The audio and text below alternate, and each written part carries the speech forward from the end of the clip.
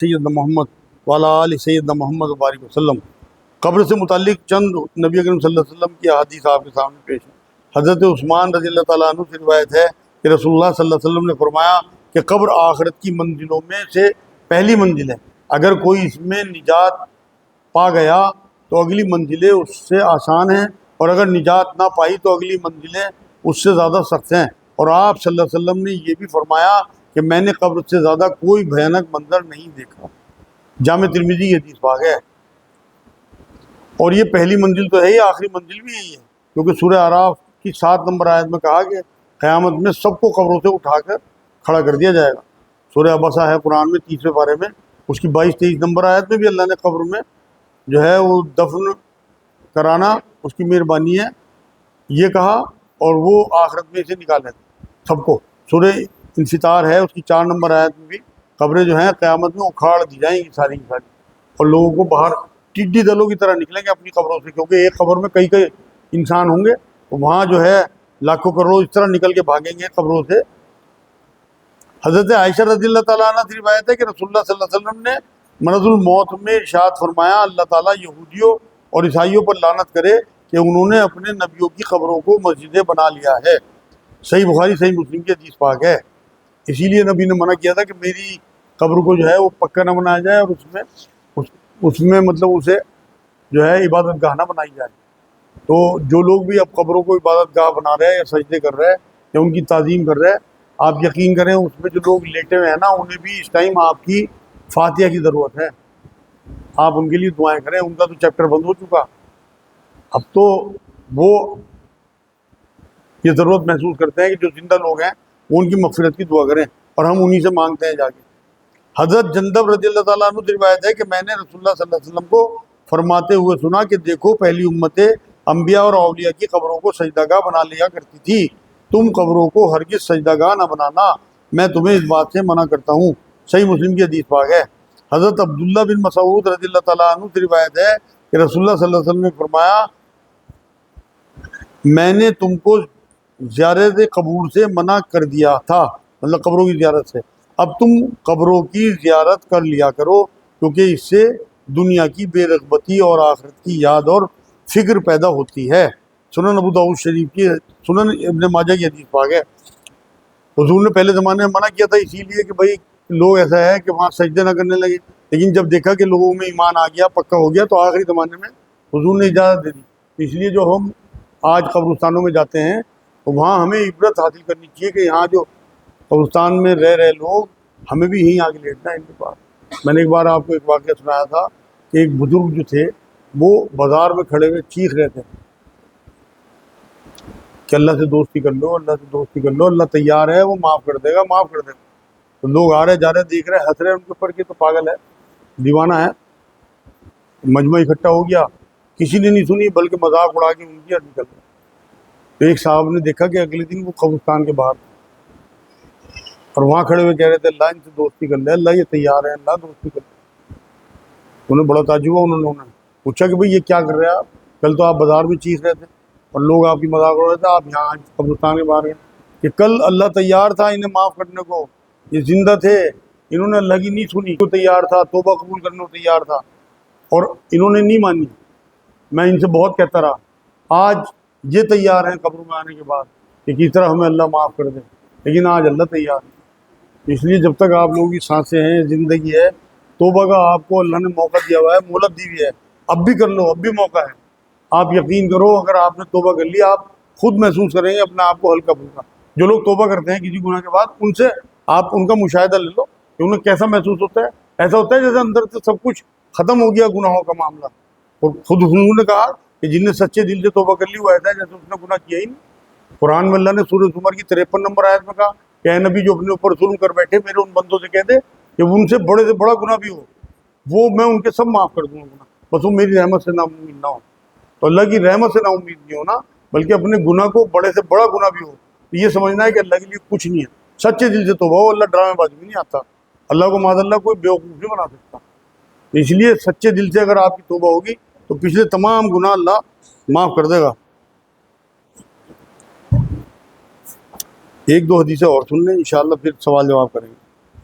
حضرت برہ بن عازب رضی اللہ تعالیٰ عنہ سے روایت ہے کہ رسول اللہ صلی اللہ علیہ وسلم عالم برزخ یعنی قبر کے ثواب و عذاب کا تذکرہ کرتے ہوئے فرمایا کہ اللہ کا مومن بندہ اس دنیا سے منتقل ہو کر جب عالم برزخ میں پہنچتا ہے اس کے پاس اللہ کے دو فرشتے آتے ہیں۔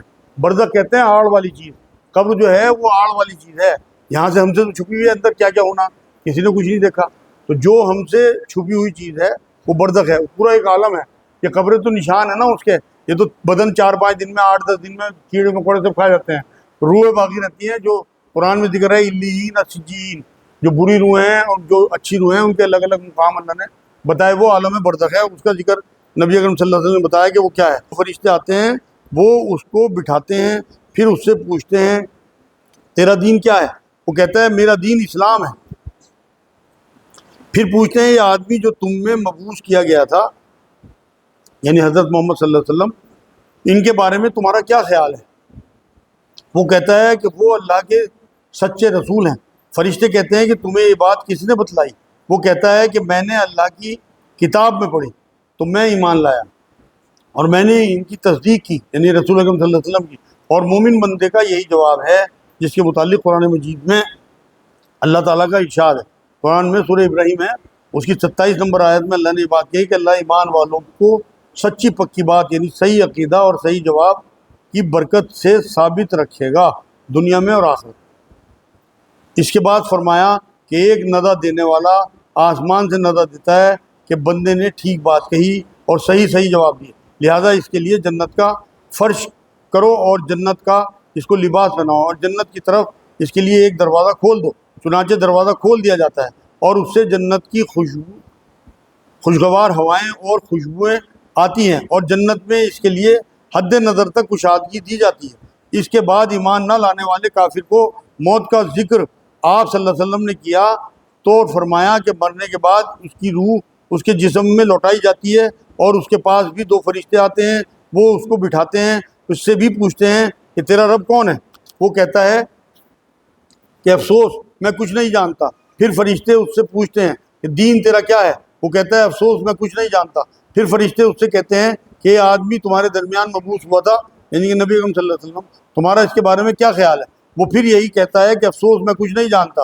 اس سوال جواب کے بعد آسمان سے ایک ندا دینے والا اللہ کی طرف سے پکارتا ہے کہ اس نے جھوٹ کہا، پھر اللہ تعالیٰ کی طرف سے منادی کر دی جاتی ہے کہ اس کے لیے دوزخ کا فرش کرو، دوزخ کا اس کو لباس بناؤ اور اس کے لیے دوزخ کا ایک دروازہ کھول دو، اس کو برابر دوزخ کی لپٹیں اور جلانے جھلسانے والی ہوائیں آتی رہیں گی اور اس میں قبر اس پر نہایت تنگ کر دی جائے گی جس کی وجہ سے اس کا دباؤ پڑے گا اور اس کے سینے کی پسلیاں ادھر ادھر ہو جائیں گی، اس طرح گھسیں گی ایک دوسرے کے پسلی اندر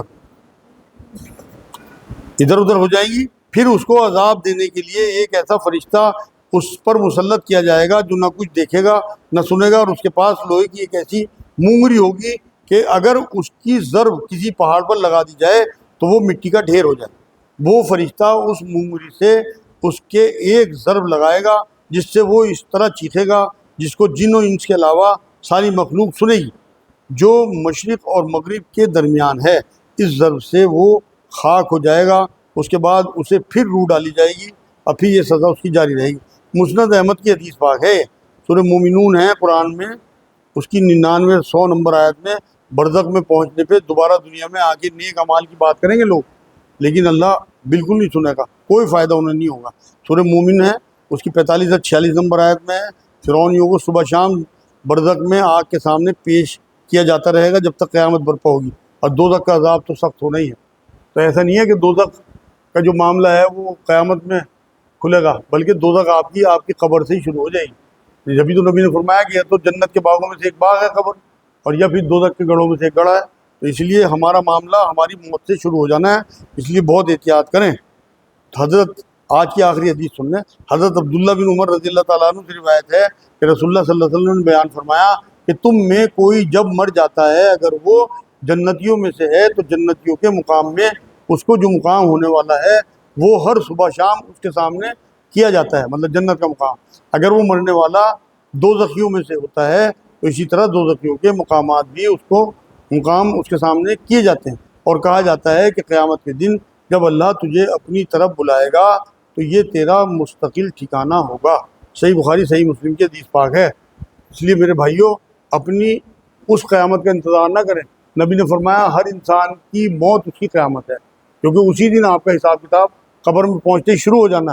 تو آپ کو قیامت کا انتظار کروڑوں سال بعد والی نہیں کرنا، بلکہ اپنی آنے والی قیامت، جو جن کی عمر اس ٹائم 60 سال ہے وہ باقی دنیا میں جی رہا ہے، جیسے میں ہوں 62 کا ہوں۔ اب کچھ نہیں پتہ کب اللہ کی طرف سے بلاوا آ جائے۔